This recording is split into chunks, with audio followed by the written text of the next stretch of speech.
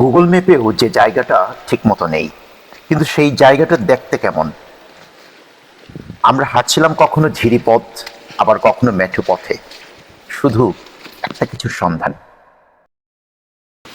একদিকে ঝিঝি পোকার শব্দ, অন্যদিকে ছড়া পানিতে পানির কলকল শব্দ, পায়ের শব্দ, সব কিছু মিশেই যেন একটা একাকার।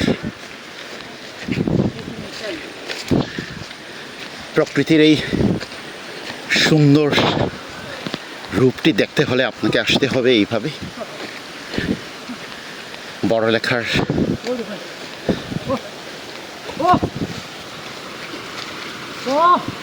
কয়